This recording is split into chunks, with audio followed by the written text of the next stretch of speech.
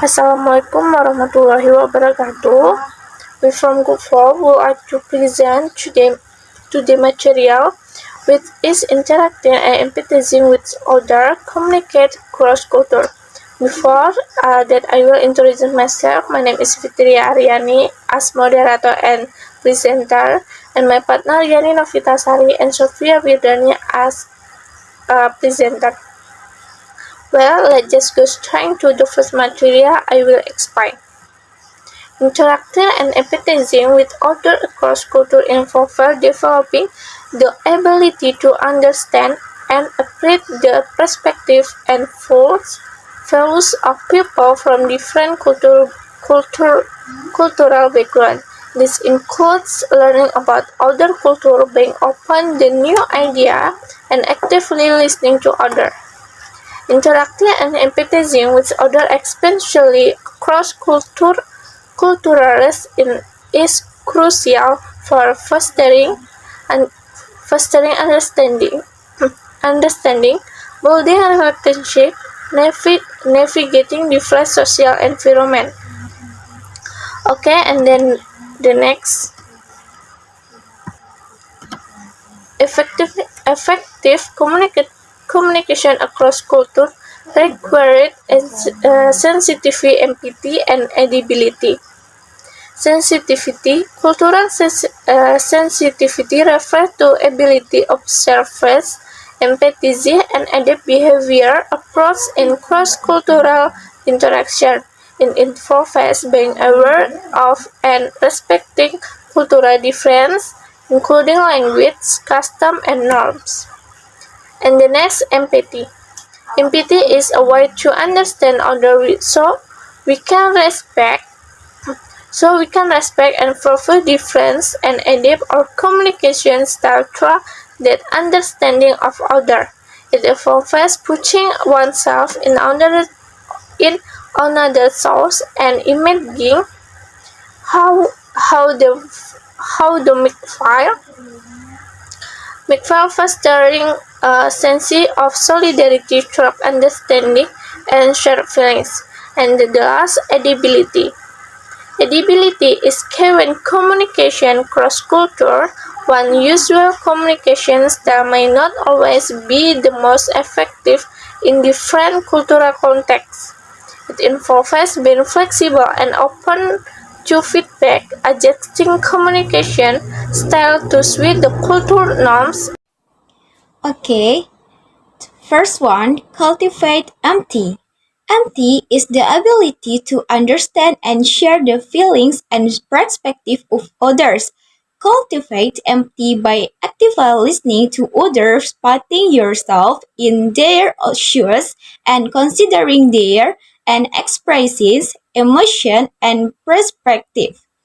Empathy forms the foundation for meaningful interpersonal connection and effective communication. 2. Practice active listening.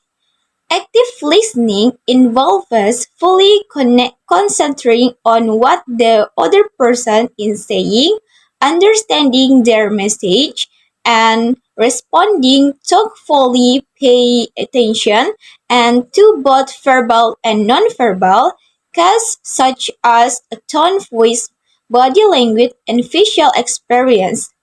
Reflect back what you've heard to ensure understanding and show that you value the other person's perspective.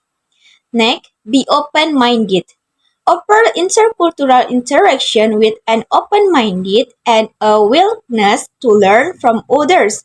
Avoid making assumptions or judgment based on the stereotypes or perception notice.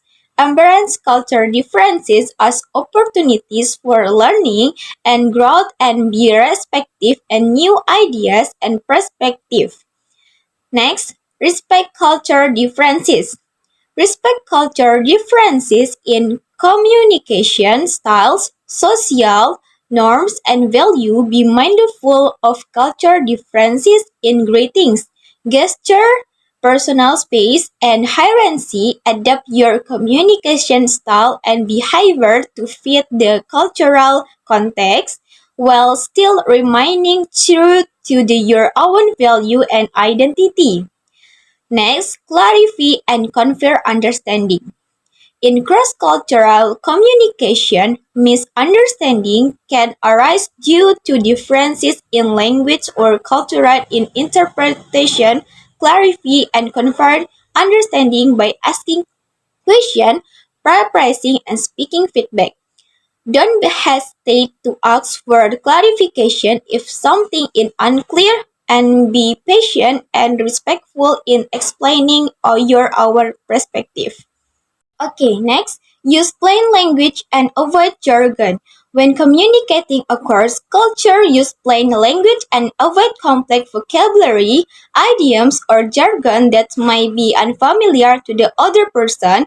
Choose words and phrases that are clear, simple, and easy to understand, and provide explanation or example as needed to ensure clarity. Next, adapt communication style. Adapt your communication on style to fit the cultural preferences and norms of the person your group you're interacting with. Consider factors such as directness, formality, hierarchy, and nonverbal communication cues.